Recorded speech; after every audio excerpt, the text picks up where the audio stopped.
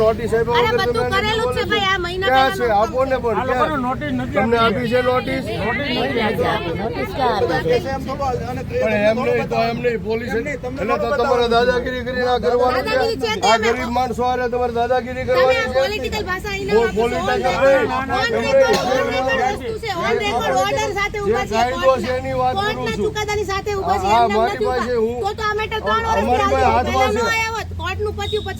અમારા પાસે હાથમાં છે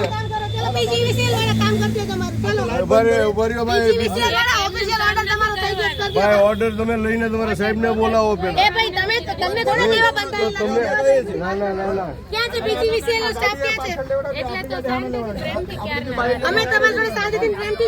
એમ નો હાલે બેન આ તમે છે ને બળજબરી કરો છો પોલીસ તરીકે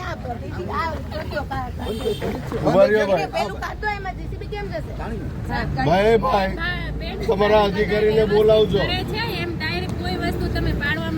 એમની તમારે આ લોકોને આમાં લખેલું છે તમારે નોટિસ આપવી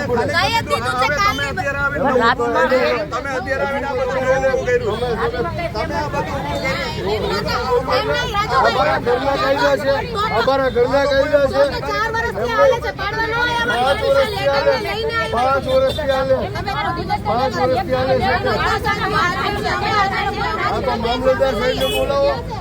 મામલતદાર સાહેબને બોલાવો ક્યાં છે સાહેબ તમે કોર્ટના આધારે ડિમોલેશન કરવા આવ્યા છો ને કોર્ટે હું લીધું છે એ તમે વાત કરી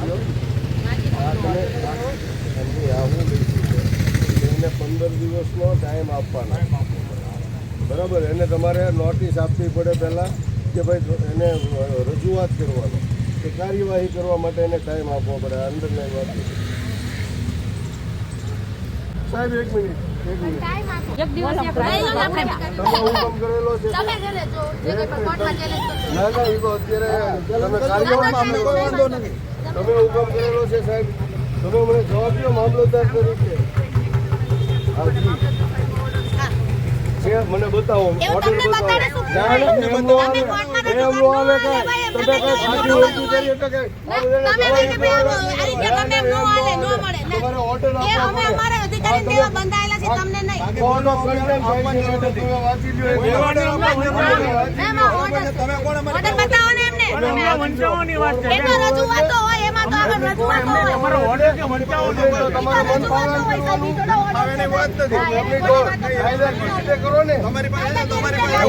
ખાલી કરવા તૈયાર છીએ અમે ખાલી કરવા તૈયાર છીએ તમારે ઓર્ડર આપવો પડે હાલો હું માનું છું ને રજૂઆત નથી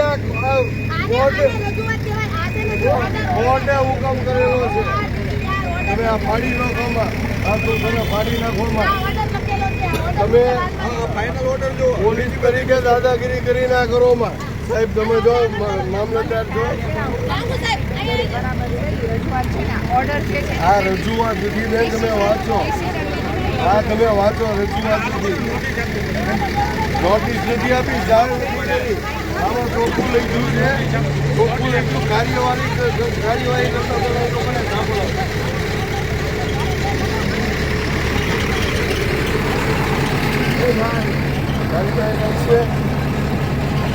આ તમે કોને બધું પાડો છો જો આ કોર્ટનો હુકમ થયો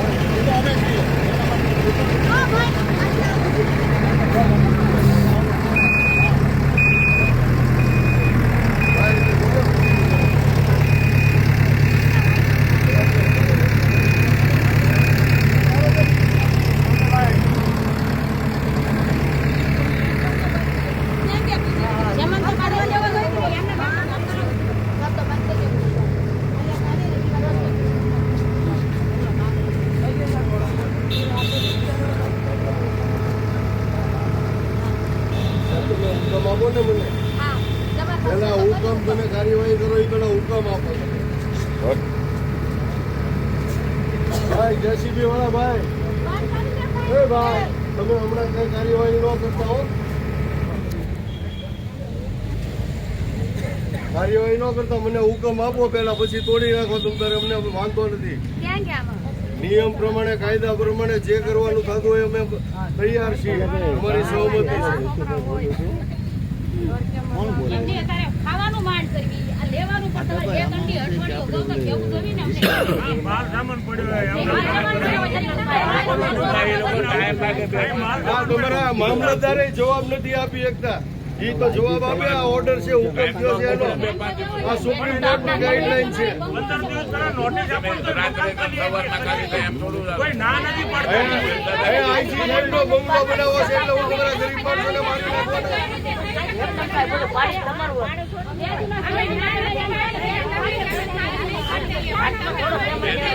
નાખવાના. મારું નામ ખુશ્બુબેન નરેશભાઈ મકવાણા છે. છેલ્લા 55 થી 60 વર્ષથી અમારું આ ગરીબ પરિવાર છે.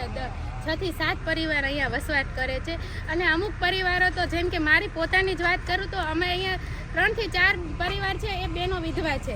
એમને કોઈ આશરો નથી કે નથી કોઈ કમાવાનું આ સાધન. એ દરેક પરિવાર છે એ મજૂરી વર્ગ છે, મજૂરી કરીને પોતાનું ગુજરાન ચલાવે છે. તો વારંવાર અમારે અત્યારે અમે આદિન વગરના બધા આવી ગયા. 6 થી 7 વર્ષથી આ પ્રક્રિયા ચાલુ છે. તો આ જ્યારે પ્રક્રિયા શરૂ થઈ તો સૌથી પહેલાં અમે રાજુભાઈ સોલંકીની ઓફિસે દરેક પરિવાર ગયા અને રાજુભાઈને જાણ કરી. રાજુભાઈએ અમને કોર્ટની અંદર દરેક પ્રક્રિયા કરાવી અને દરેક સ્થળે અમારી સાથે સપોર્ટમાં ઊભા છે. રાજુભાઈ સોલંકી દ્વારા અમારે 6 થી 7 વર્ષ આ પ્રક્રિયા શરૂ હતી અને અમને અહીંયા આશરો મળ્યો છે. અને આજે પણ અમને કાલ રાત્રે કહેવામાં આવ્યું તો રાજુભાઈ સોલંકી પાસે ગયા અને રાજુભાઈ સોલંકી અમારા સપોર્ટ માટે હંમેશા ઊભા છે અને મને ખાતરી છે કે હંમેશા ઊભા રહેશે. અને આ પરિવાર માટે રાજુભાઈ સતત મહેનત કરી રહ્યા છે. તો અમારા દરેક પરિવાર તરફથી મને એ જ સવાલ છે કે સરકારના કાયદા વિરુદ્ધ તમે કોઈ પણ પ્રક્રિયા કરો તો તમે પહેલાં પરિવારને નોટિસ આપો. એક કોઈ પણ પરિવાર એવો નથી કે અમારું ઘર ખાલી કરી ન દે તમને, પણ પરિવાર માટે તમે વ્યવસ્થા કરી આપો. તો આવાસની વ્યવસ્થા કરી આપો. એ જ સૌથી મોટો મારો પ્રશ્ન છે. કોઈ પણ વ્યક્તિને ઘર વિહોણા ન કરો. તમે કેટલા વિધવા બહેનો અહીંયા રહેતા હતા? અમે અહીંયા 4 વિધવા બહેનો છીએ અને મારા પોતાના 2 બાળકો નાના છે. એવું કોઈને આવકનું સાધન નથી કે જે પોતાની રીતે વ્યવસ્થિત રીતે પરિવાર ચલાવી શકે. એને સમય આપવો પડે. કલેક્ટર સાહેબ શું કરે છે ખબર છે સાહેબ?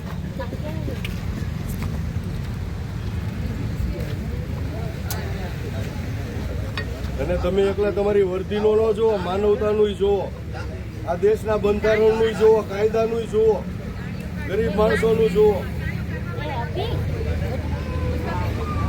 આઈસી સાહેબનો બંગલો બને છે એનો મતલબ એવો નથી કે તમે દાદાગીરી કરીને આ બધાને હટાવી દો. અહીં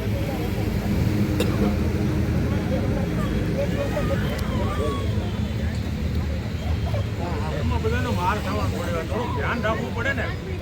પાડવાની ના નથી પણ 15 દિવસ અગાઉ એ લોકો મકાન ખાલી આમાં લખેલું છે નોટિસ આપવાનું. એમની અમારી જગ્યાએ તમે હો તો તમે ફેરવી એક રાઈટમાં સેવન નહીં દો.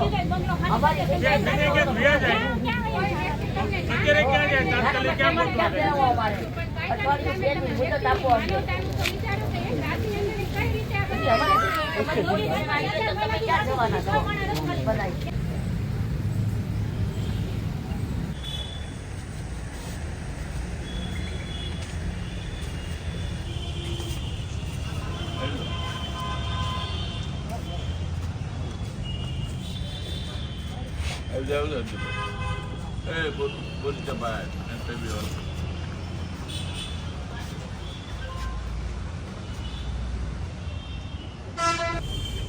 હું રાજુ સોલંકી, વીર માંધાતા કોલી સમાજ સંગઠન અધ્યક્ષ ગુજરાત રાજ્ય તેમજ આમ આદમી પાર્ટી નેશનલ જોઈન્ટ સેક્રેટરી.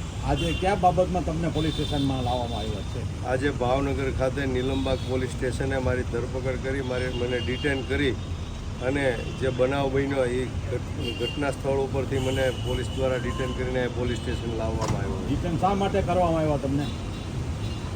એમાં એવું હતું કે જ્વેલ સર્કલ વિસ્તારની અંદર છેલ્લા 50 થી 60 વર્ષથી ગરીબ માણસો પોતે ત્યાં વસવાટ કરે છે, રહે છે અને ત્યાં જ એની પાછળના ભાગમાં ભાવનગર આઈજી સાહેબનો એક બંગલો બને છે. આ બંગલો બનવાના કારણે આ લોકોને નોટિસ આપેલી, એના અનુસંધાને આ ગરીબ માણસો છે એના વતી અમે લોકો જ કોર્ટમાં ગયેલા અને કાયદેસર કાર્યવાહી કરી અને કોર્ટે સ્ટે આપેલો, પરંતુ આ અભણ અને અશિક્ષિત લોકો હોય, આ સ્ટે પૂરો થઈ ગયો હોવા છતાં આ લોકોને ખ્યાલ ન રહ્યો. ત્યારે ગઈકાલે રાત્રે જ પોલીસ આવી અને આ લોકોને કહી ગયેલા કે તમે તમારું રાત્રે ઘર ખાલી કરી નાખજો, સવારે અમારે આને આ ઉપર ડિમોલેશન કરવાનું છે. તો મારું એટલું જ કહેવાનું છે કે પોલીસ તંત્રએ રાત્રે જઈ અને સવાર સુધીમાં ઘર ખાલી કરવાનું કીધું તો કોણ આખી રાતમાં ઘર ખાલી કરી શકે? બીજું, પોલીસે જેના ઈશારે આ કર્યું હોય, પરંતુ નિયમની વિરુદ્ધનું કૃત્ય છે, કાયદાની વિરુદ્ધનું આ કૃત્ય કર્યું છે. પોલીસે બળજબરી કરી છે, બળ પ્રયોગ કર્યો છે અને વહેલી સવારે આવી આ જે અસરગ્રસ્તો છે એને એવું રાત્રે કહી ગયા કે અમે 11 વાગે આવવાના છીએ. એના બદલે સવારે 6 વાગે આ લોકો આવ્યા અને 6 વાગે આવી અને ધાક ધમકી અને બળજબરીપૂર્વક આ લોકોના મકાનો ડિમોલેશન કરી નાખવામાં આવ્યા છે. આ અસરગ્રસ્તોનો મને ફોન આવ્યો સવારે 7 વાગે. તાબડતોબ હું ઉઠીને સીધો ત્યાં ગયો અને મેં આ પોલીસ અધિકારીઓ પાસે આનો ખુલાસો માગ્યો કે ભાઈ તમે આ ડિમોલેશન કરવા આવ્યા છો, કાંઈ વાંધો નહીં, કાયદા પ્રમાણે નિયમ પ્રમાણે જે કરવું પડે એ કરો. ભલે આ લોકોની વિરુદ્ધમાં કોર્ટનો ચુકાદો આવ્યો છે, પણ આ ચુકાદાની અંદર સાથોસાથ એવી પણ એક સ્પષ્ટતા કરી છે કોર્ટે કે સુપ્રીમ કોર્ટની ગાઈડલાઈન 2024 મુજબ આ જે અસરગ્રસ્તો છે એને કોઈ પણ કાર્યવાહી કરવી હોય તો એના 15 દિવસ અગાઉ એ લોકોને લેખિતમાં નોટિસ આપવી. પરંતુ આ પોલીસ અધિકારીઓ કે પ્રશાસને આ ગરીબ માણસોને કોઈ પણ જાતની નોટિસ આપી નથી, જાણકારી કરી નથી અને માત્ર 12 થી 15 કલાકની અંદર રાતોરાત જઈ અને ડિમોલેશન કરવામાં આવ્યું છે. ખરેખર આ એક માનવ અધિકારનો ભંગ છે અને એક કાયદાનો ભંગ છે અને કાયદાની વિરુદ્ધનું કૃત્ય છે. આજે મારે હર્ષ સંઘવી સાહેબને કહેવું છે કે અવારનવાર તે વારંવાર બોલે છે કે કાયદામાં રહેશો તો ફાયદામાં રહેશો, પણ ખરેખર આ જે ઘટના ઘટી છે 10 થી 12 મજૂરી કરતા પરિવારોને જે ઘર વિહોણા કર્યા છે, એના બાળકોને રઝળતા કર્યા છે આવી કડકડતી ઠંડીમાં, તો એની સાથે કાયદાનું ઉલ્લંઘન કરીને હર્ષ સંઘવી સાહેબ જે ગૃહમંત્રી છે ગુજરાત રાજ્યના, એના જ પોલીસ ડિપાર્ટમેન્ટે પોલીસનો બળ પ્રયોગ કરીને એક વર્દીના જોરે આ લોકોને રોડ ઉપર લાવી અને કાયદાનું ઉલ્લંઘન કરીને અમારા પાસે ઓન પેપર જે ચુકાદો કોર્ટે આપેલો છે એની અંદર ઉલ્લેખ છે કે ભાઈ આ લોકોને પોતાની રજૂઆત કરવાનો સમય આપવો, પોતાને કાર્યવાહી કરવાનો સમય આપવો અને તમે પોલીસ ડિપાર્ટમેન્ટ કે પ્રશાસન જે કાર્યવાહી કરે એના 15 દિવસ અગાઉ એ લોકોને લેખિતમાં નોટિસ આપવી. આવો સુપ્રીમ કોર્ટનો આમાં લખાણ છે, એની નોંધ છે, છતાં પણ પોલીસે આનો કોઈ પણ જાતની નોંધ લીધા વગર આ સુપ્રીમ કોર્ટના જે નિયમ છે, કોર્ટે જે હુકમ કરેલો છે એનો અનાદર કરી અને કાયદાનું ઉલ્લંઘન કરી અને બળજબરીપૂર્વક આ લોકોના મકાન તોડી પાડવામાં આવ્યા છે. એટલે આપનો આક્ષેપ તો એવો જ છે ને કે હવે સરકારે જ અને કાયદાનું ઉલ્લંઘન કરીને કાયદાનો ઉલાળ્યો કરીને કોર્ટ ઓફ કન્ટેમ્પ કરીને ગરીબ માણસોને, જે લોકો મજૂરી કરતા હોય, રોજનું લાવીને રોજ ખાતા હોય, જે લોકો કોર્ટ કચેરી માટે સક્ષમ ન હોય, લડવા માટે સક્ષમ ન હોય, અવાજ ઉઠાવવા માટે સક્ષમ ન હોય, એવા લોકોને કલેક્ટર સાહેબ, એસપી સાહેબ, આઈજી સાહેબ આ લોકો બળજબરીપૂર્વક સત્તાના જોરે દબાવી, ધમકાવી અને ગેરબંધારણીય, ગેરકાનૂની રીતે કોર્ટનો હુકમ હોવા છતાં એનું ઉલ્લંઘન કરી, એનું કન્ટેમ્પ કરી અને કાર્યવાહી કરવી એ બિલકુલ યોગ્ય નથી. આ ખરેખર આ ગરીબ માણસો સાથે અને સામાન્ય લોકો સાથે હળાહળ અન્યાય છે. કાર્યક્રમમાં શું હોય છે હવે પછીના તબક્કામાં તમે શું કરશો? અમારી સાથે લીગલ ટીમ સાથે છે, એડવોકેટો સાથે છે અને અમારી પાસે ઓન રેકોર્ડ બધું છે કે ખરેખર પોલીસે આમાં બંધારણની વિરુદ્ધ, કાયદાની વિરુદ્ધ કૃત્ય કર્યું છે. ત્યારે અમે લીગલ ટીમ સાથે ચર્ચા કરી અને આગામી દિવસોમાં કલેક્ટર સાહેબની અગેન્સ્ટમાં જેણે આ મકાનો તોડવાનું, ગરીબ માણસોને બેઘર કરવાનું અને રોડ ઉપર લાવવાનું જે કૃત્ય કર્યું છે એના વિરુદ્ધમાં અમે કાયદાસરની કોર્ટમાં કાર્યવાહી કરવાના છીએ. કાન્ય આ બાબતે તમે કોઈ કાનૂની કાર્યવાહી લડત કરવાના છો? 100% આમાં કાનૂની કાર્યવાહી થવાની છે અને જે પોલીસ અધિકારીઓ અને પ્રશાસને ખોટી રીતે આ ગરીબ માણસોના મકાનો તોડ્યા છે, ખરેખર જે આ ઓર્ડર થયો છે, કોર્ટનો ઓર્ડર થયો છે એની અંદર સ્પષ્ટપણે લખ્યું છે એ ગાઈડલાઈન પ્રમાણે પોલીસે અને પ્રશાસને કાર્યવાહી કરી નથી.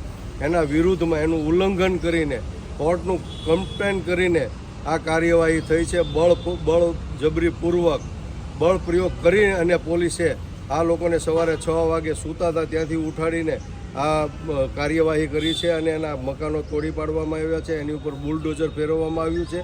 એ બિલકુલ ગેરકાનૂની છે. એના માટે અમે સુપ્રીમ કોર્ટમાં રીટ પિટિશન દાખલ કરવાના છીએ કલેક્ટર સાહેબની વિરુદ્ધમાં હાઈકોર્ટની અંદર.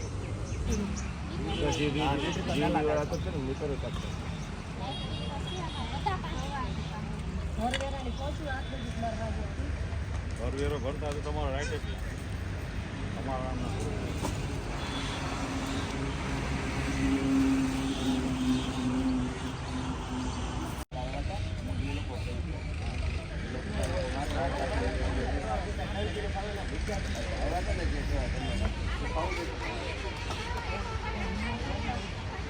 બધા